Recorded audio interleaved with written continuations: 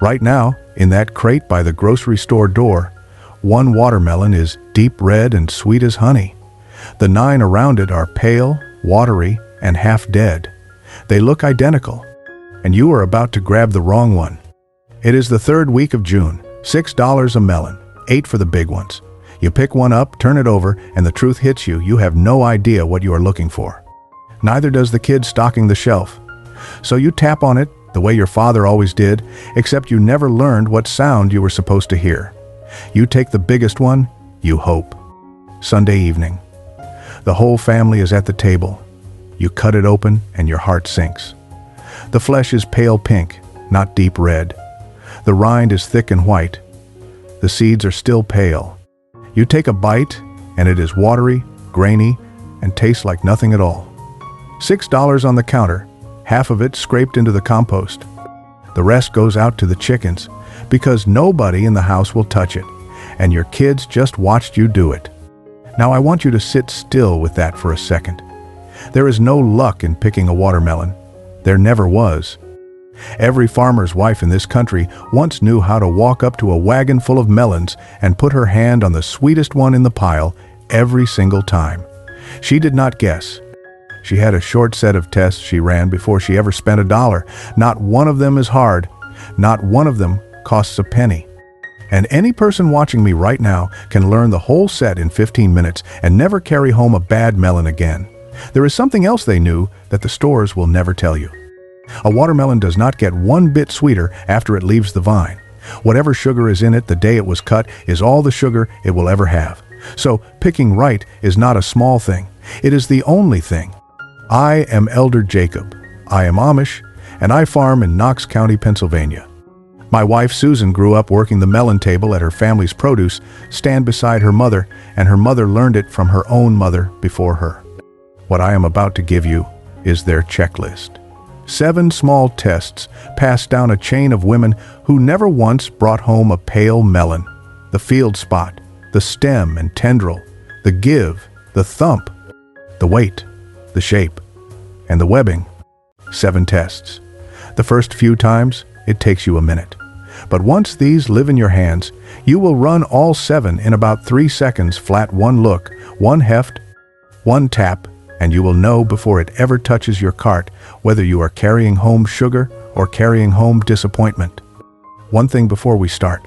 Not one of these 7 tests costs you a penny, and not one of them needs a single tool, just your eyes, your hands, and about 90 seconds. But watch all the way through, because the most important test is the very first one, and the one that breaks every tie is the very last. Miss either end, and you are back to guessing. Now let me show you how the old folks pick their melons. Test number 1, and this is the most important one of all, is the field spot. Turn the melon clean over and look at its belly. Every melon has one pale patch, the place it lay against the bare ground the whole time it was growing. The sun never reached it, and the color of that patch tells you nearly the entire story. What you want is a deep, creamy yellow. Golden, like fresh butter or thick cream. That color only comes from weeks of the melon resting on warm earth, fully ripe, taking its time.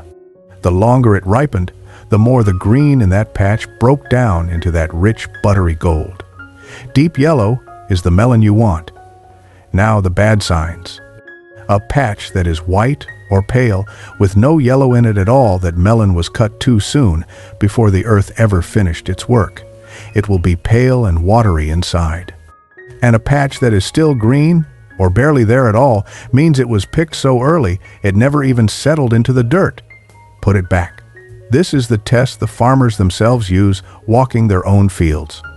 If Susan and I stop at a stand and every belly is chalk white, we get back in the buggy and drive to the next stand, memorize one color, buttery, golden, deep yellow. That is the color of a ripe melon's belly, and you will never forget it once you have held it. Test number 2 is the stem and the tendril. Look up top at the little stub where the melon was cut from the vine. Right beside it, on the rind, you will sometimes still find a small curly thread, a bit of dried vine that grew next to the fruit. Here is what matters. When a melon is truly ripe, the plant itself shuts off the line. The vine pulls its sap back, the stem dries, and that little curl withers brown. The melon asked to be picked, and the farmer obliged. So, a brown dry stem and a brown crisp tendril is the melon that ripened all the way. That is your melon. A stem that is still green, a tendril still soft, that means the man with the knife let go before the vine was ready to walk away. And here is a quiet detail most folks never notice. On a melon that ripened full, you will sometimes see a dark, almost black ring crusted right where the stem meets the fruit. That is sugar sap so rich it wept out and dried hard in the sun. A sugar ring is a love note from the vine. This test is hard in a grocery store because they trim the stems short, but at a roadside stand or a farmer's market, this one is pure gold. Test number 3 is the give.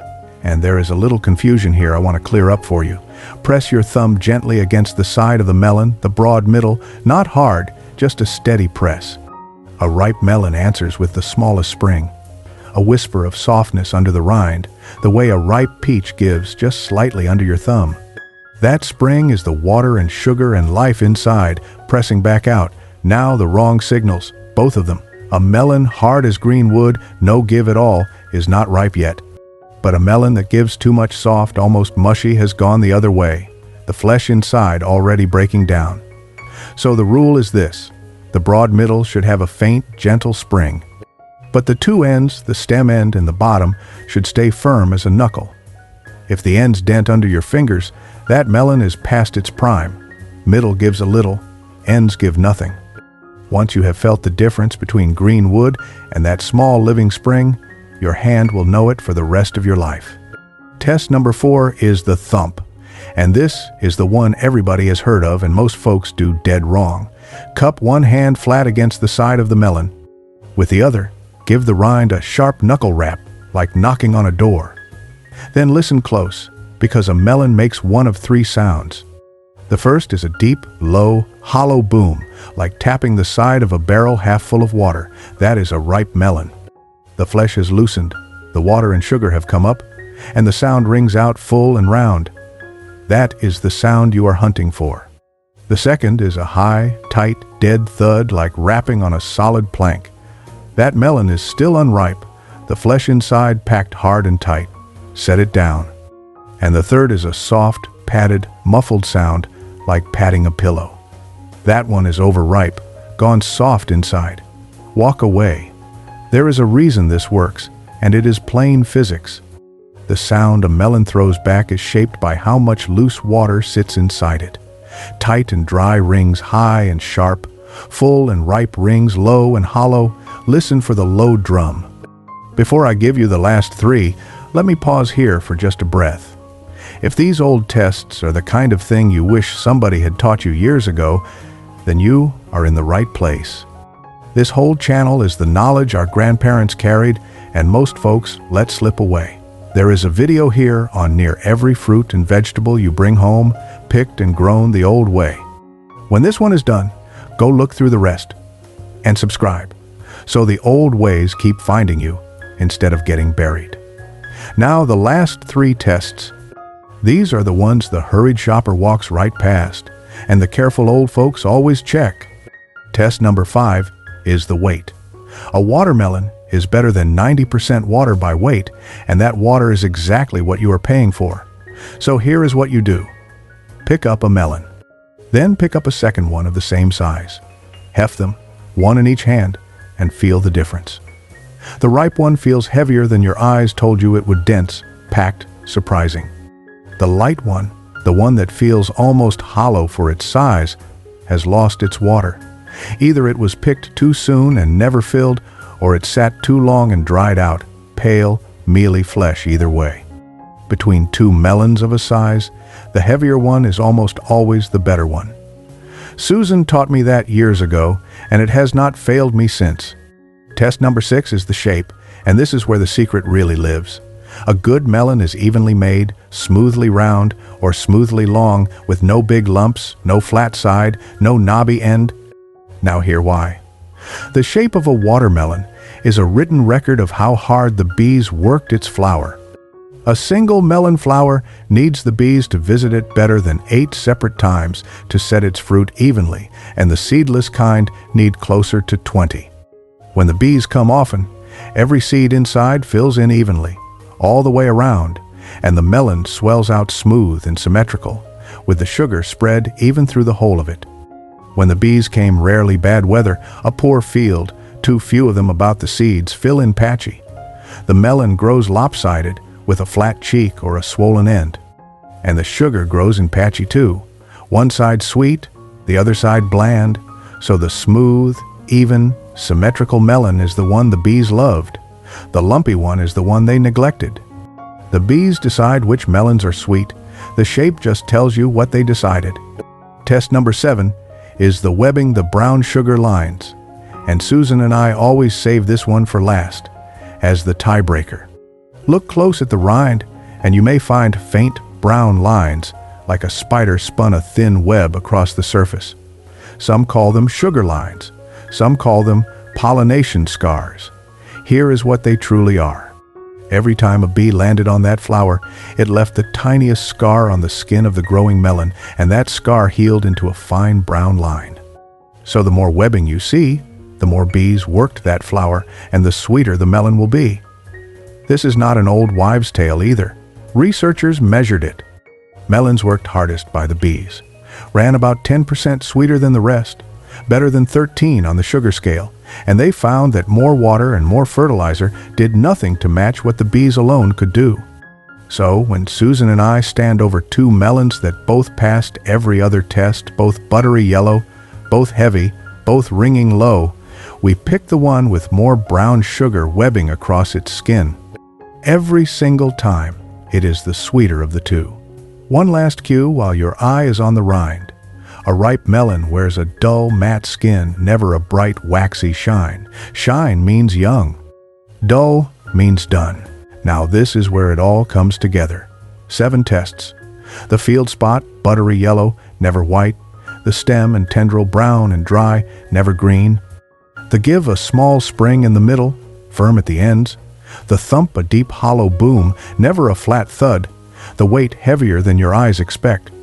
The shape even and smooth, never lopsided. The webbing, the more brown sugar lines, the sweeter. And here is your 3-second method, the one Susan runs without even thinking. 1 look, yellow belly, dull skin, even shape, plenty of webbing. 1 heft heavy for its size. 1 tap low and hollow, look, heft, tap, 3 seconds. Walk past the pale, lopsided ones the whole store is buying, and put your hand on the sugar bomb the old farmers' wives always quietly knew how to find. And here is what I want you to understand about why this knowledge ever slipped away. There is no money in teaching folks how to pick a sweet melon. The store does not profit from a careful shopper. They would far rather sell you the pale, lopsided one for the same $6 as the perfect one and have you never learn the difference. No supermarket ever ran an ad telling you to flip the melon over and check its belly because half their bin would sit there unsold. So the checklist stopped passing down.